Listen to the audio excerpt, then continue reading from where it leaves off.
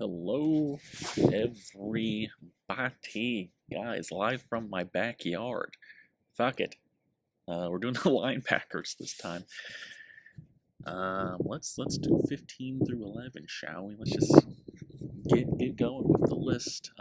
Very deep class. A lot of people are going to tell you guys that, so opinions might be different on the rankings of these guys, but like tier-wise, there's not much a difference between my 10 through 7, my 6 through 4, or I think you guys will get the gist of it. Let me get this dumb shit out of the way. So 15, we got Kaleb, Alarms, or shout out to all the Kalebs in this draft. There's like 7, 8 of them out of TCU. Just good balanced, well-rounded guy, and even these honorable mentions, like they'll be in other people's top 10s. That's how deep this draft class is looking like, so that's good. Pretty good athleticism to him. Good blitzer. Is the best in coverage. I believe he also had some injuries at his previous stops before TCU, but well-rounded athlete. We got Aiden Fisher out of Indiana, tough-nosed, grimy, typical 90s, 2000s linebacker. Doesn't have the best athletic profile, but I think he can edge his name out. At the very least, a good depth guy, special teams guy, but I think he could potentially become a starter in this league. Same thing with Keyshawn Elliott out of Arizona State. Good motor. Tough, grimy bastard. Torian York at Texas A&M, a little more on the athleticism size out of these guys. Slightly smart guy, a little undersized, so that's why teams might not be high on him. And then we got Jashawn Barham out of Michigan. Hopefully you guys don't hear the dogs barking. Once I bring up this team, that's what happens. A lot of people are going to have him as an edge. I mean, he primarily played, inside linebacker, at Michigan and Maryland, or was it Maryland or Indiana where he came from? So, I mean, I guess he can transition to that possibly. I have Arvo Reese on my linebackers rankings in this video, so a lot of people have him as an edge. It's just fuck it. I wanted to put him there. You guys will see him like safety rankings. Some guys are slot corners. Some are just going to be like box safety, so it's hard to differentiate them. So we'll just go on with going on. Speaking of which, a guy who's undersized, that could potentially be like a box weak side safety, weak side linebacker. We got Kyle Lewis out of Pitt. Projections 4th round, probably 3rd round. Now that I'm thinking about it, with most of these guys, except for like a couple that I'm going to talk about, good speed, good coverage, good range, sideline to sideline. He just needs to get better at tackle consistency, wrapping up guys, and the play strength. You worry about shedding blocks. But the highest of highs, I could see him being a Devin Bush type player who, injuries aside, is a pretty good athletic, rangy linebacker. He just got paid well by the Bears. So I think that's a good ceiling for him, potentially. As, the wind blowing, cars are going. We'll see just how terrible this is. Number 9, we got Jake Golday out of Cincinnati. I like him a lot. Not as much as a lot of people. You'll probably see him higher on lists. Again, 4th round, maybe 3rd, potentially 2nd, depending on how desperate these guys, these teams are at linebacker. But I like his motor. I like his toughness. A pretty good tackler. I'm not too concerned about that. Can get off blocks, fairly well. We'll see, NFL-wise, how much that translates. But isn't going to be the best at coverage. I don't think you draft him for that. I think you just, see ball, get ball, help the run game a lot. That's what, a nice solid cop of Malik Harrison, a good, potential starter, at worst rotational guy, help your defense out. I think he has a little bit more of an upside than Malik too, but we'll see. Good height and size that they want. Number 8 is a guy that typical for me, seeing them how they did in the past, not giving up on their talents. I got Harold Perkins Jr. out of LSU, 4th or 5th round. I just don't think teams are going to be high on him because of his size, and it's like where do you want him? Where do you want to put him at positional wise? He was a good edge player like freshman year, like edge rusher, primarily blitzing. But then he went more off ball the past couple of years. Like inside linebacker, roaming. So, good versatility, good explosiveness. I really wouldn't say you get him in coverage at all, but I still think he's a surefire. And we're back. Well, you guys wouldn't know that, but I cut for technical issues and whatnot, gnats all around me. But so with the strength though, also, he's not the best at a block shedding. So like in the run game, how much do you want him in there, and just the instincts, which hole to like rush into. But got a Miles Jack comp, sure. I mean, there were some weird comps that I just didn't agree with. Either way higher than I think of his ceiling, and I'm still a good supporter of him, or just like what, like who, like I don't know. It's gonna be weird. I'd probably say put him at like Sam or Will, linebacker, let him blitz on occasion, blow up some screens. He's still athletic enough and makes big plays to where I have him this high. So Harold Perkins Jr. at my 8. Number 7, a lot of people love him. Josiah Trotter, 3rd to 4th. Again, he's climbing up boards. Good instinctual inside linebacker. Good IQ. Sure tackler. I think he's a well-rounded tackler in that aspect. Doesn't have the biggest range. Isn't the most athletic and fluid guy. You don't want him in coverage, but you think of another Missouri linebacker, Nick Bolton, solid guy. I think he can do the same amount of stuff for you and be an anchor in the middle. So, I think he can get developed even more and potentially good things for your Falcon team. At 6, we got my boy, Deontay Lawson, one of my favorite in this class. 4th rounder. The guys I have behind him are probably going to get ranked or drafted ahead of him because he's not the most uber athlete, the strongest, but he has good range, he has good instincts. I do think he has some fluidity to him. Coverage can improve. I don't think it's terrible. Zone guy, maybe, just let him see the quarterback and go attack, and doesn't have the best burst, but think of a guy like Shaq Thompson for Carolina, who was probably more athletic coming out of Washington, but I see them in similar roles that you want a linebacker to do, and I just think he's just well-rounded enough as a linebacker that he can do everything well enough to put him on the field. So that's why I have him a little higher than most people. As number 5, probably the most controversial guy here. We got Jacob Rodriguez out of Texas Tech. 2nd to 3rd round. I think he has a little more buzz than the other guys we're talking about here. Great motor, great instincts.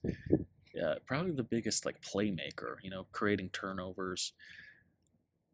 We'll see how much that translates in the NFL, but he did it a lot in college. It was consistent at Texas Tech. So doesn't have elite speed, so that's why the detractors are going to be that'll be their biggest issue against him. And then his tackle technique, he likes to, more of the big hit guy than just, wrap up every single time. But I don't think that he's like a bad tackler, but just, probably can get coached up more in that. I went with a more leveled comp of Matt Milano. He was an All-Pro one year for the Bills. Pretty balanced all-around linebacker. I think, again, Jacob has a little more upside, but just a sure-handed tough. Like, he's just a good football player, just one of those guys, leader, guys being dudes, so I don't think he'll have a bad career. Like, I think he'll have like a 10-plus career no matter what. Like, at worst, a special teams guy, but I think he'll have the toughness and be humble enough to do that. But I still think he can be a high-end starting linebacker in the league, though. That's why I have him that high. As number 4, we go to Austin from Lubbock. Anthony Hill Jr. out of Texas. Second to third round. He's a very good athletic linebacker. Good range to him. Good blitzing. Good enough coverage guy.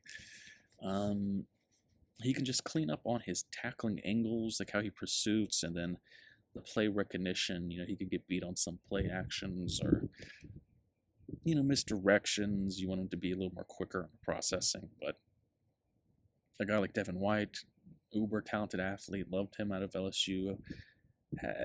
He's inconsistent out of Tampa Bay, but I still think he was a really good linebacker for the most part of his career. I liked him a lot. He's at least that mold of linebacker that I personally want, so that's why I have him at 4, and why I've always liked linebackers like that. As we go to C.J. Allen now, again, another good athletic guy. He can blitz, put him on the edge a little bit.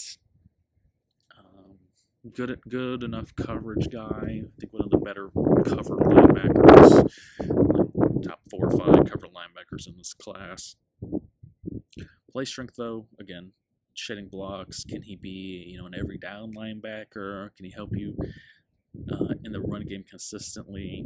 And then just recognizing, coverages or, what the offense is going to operate, like how they're attacking him and whatnot. Dion Henley at Washington State, now with the Chargers, I believe. That was a pretty good level comp. Said, fuck it, put it on the keynote, guys. And you guys already know what time it is. It's time for the section of this. Iowa rivalries 2. It's a toss-up, people. I think it's like 55-45. I'd say people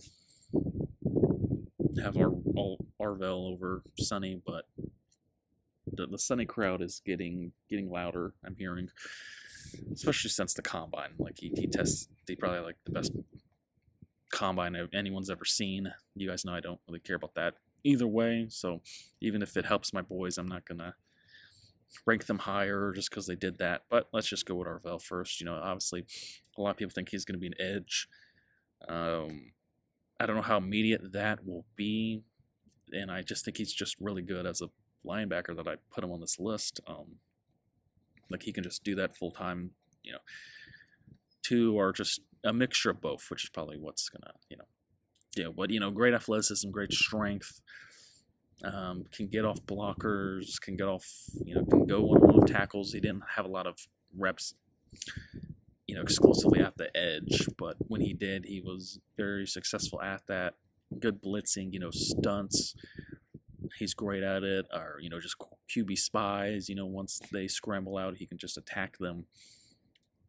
Good tackling. Again, cover. You don't want him to cover. There's just no point. It's just not what he's ever going to be good at, I don't think. So no need for it. And then change of direction. His hips, like it takes a